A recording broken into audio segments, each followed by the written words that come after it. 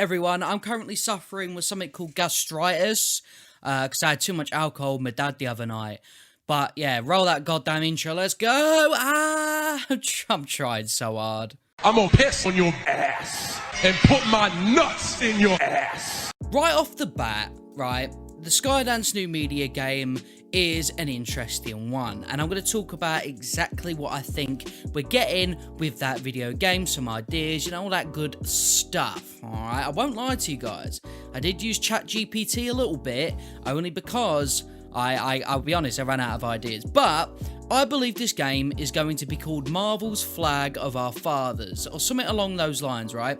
So if you guys don't know, Flag of Our Fathers was a story that heavily featured Captain America, Azuri, Black Panther, Gabriel Jones, and look, I'm not suggesting the game is going to be this entire comic series in game form, because you also need to make the gameplay make sense with Jones and Nanali, but I think that's the way they're going with it, and the lack of a title reveal is either them not knowing how to market such a random name without adding Captain America or Black Panther just smack dab in the title, or the name itself would spoil too much.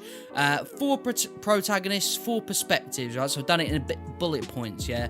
Players Captain America, Black Panther, Gabriel Jones, and Nanali, each offering a unique playstyle and perspective. Switch between characters throughout the game to utilize their distinct abilities and tackle different challenges. I know this has already been confirmed, obviously, like, you know, because they've already mentioned that they're going to be all playable, but I do think all 4 of these characters are going to be unique, rather than just 4 characters who punch and kick extremely well, which is why, in the next point, dynamic combat and espionage.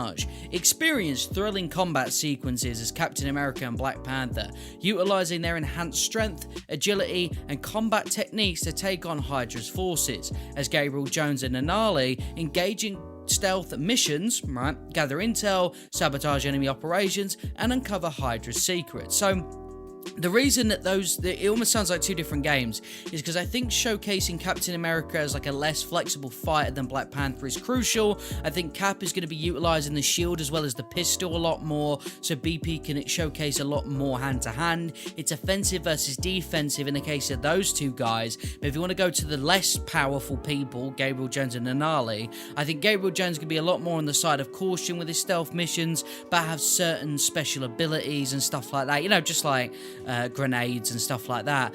But, you know, maybe because he's wearing camo, he gets seen less easily or something like that. And Nanali, being the leader of the Wakandan spy network, means she's going to be balls to the wall with technology and will exploit that to distract and defeat her enemies. I think that's how it's going to be when it comes to swapping between the 4 characters. Tactical teamwork. Coordinate with your team of heroes to execute precise strategies and synchronize attacks. Utilize each character's unique abilities and gadgets to gain an advantage in combat, solve puzzles, and overcome obstacles. So I think we are going to see some instances where all 4 characters are going to be needed and involved. It'd be awesome to see some teamwork done. I know that my friend Allfather has suggested back when Marvel's Avengers had the Black Panther DLC that it'd be really cool if Captain America could help Black Panther vault over himself with his shield, so almost have it as a platform and then uppercut the air so that Black Panther goes flying. Or, you know, Gabriel Jones and Nanali putting their minds together for an epic takedown, or sort of bigger opponents. It works with any combination of characters. You would imagine it'd be a lot more chemistry with Panther and Nanali and Jones and Captain America, but again, we'll just have to see in that front. Upgrades and customization. Now, this one is always going to be the most juiciest one, because I know that people immediately go, for the love of God, not gear, right? We've had enough. And I agree with you, so we're not going to do that. However, Here's how I wrote it. Enhance the hero's skills through a progression system, earn experience points to unlock new abilities, upgrade equipment, and customize each character's playstyle according to your preferences. So I think it's quite obvious that this game is going to have a leveling system, as like every single game does these days, but I would like it so that it's more of an overall skill tree. So instead of grinding for one specific character for one specific skill point, when you do level up, all characters get 1 skill point. You can purchase a skill for each of those individual characters. I think the skills and growth should service the story, not longevity of the game. So when you get to the end of the story, you naturally should have all of your characters at their most powerful. There is no reason to make anyone grind for a max level unless there is something at the end of the game, which I don't think there will be. So iconic locations, and historical accuracy. Traverse historically accurate World War II environments, including war-torn cities, secret Hydra facilities, and hidden Wakandan outposts.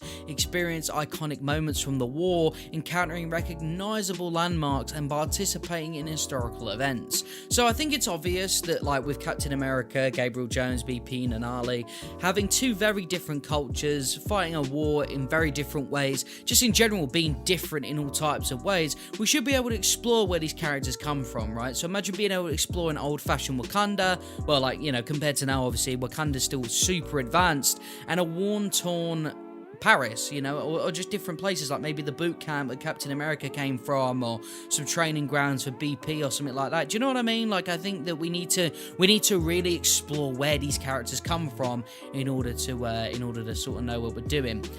Villains and allies. Now, this is the last one I have written on here, just because I know that, like, if I started listing off characters immediately, people would be like, well, this ain't gameplay though, is it?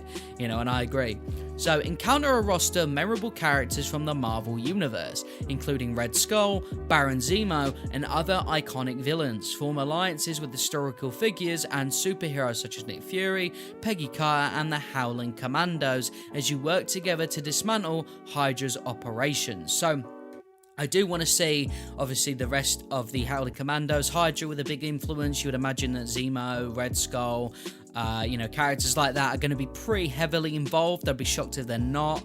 I think Peggy Carter and Nick Fury are kind of givens. Nick Fury, I do believe, was a part of the OG Flag of Our Fathers comic as well, so I wouldn't be surprised to see him involved in that as well. But let me know what you guys think about this, right? Because I know that I wasn't sort of super duper high energy, but I'm literally in agony just doing this video. But I wanted to get something out there because you guys deserve it, and I really am looking forward to this game, so I wanted to talk about it a little bit more. So see you guys. I love you all.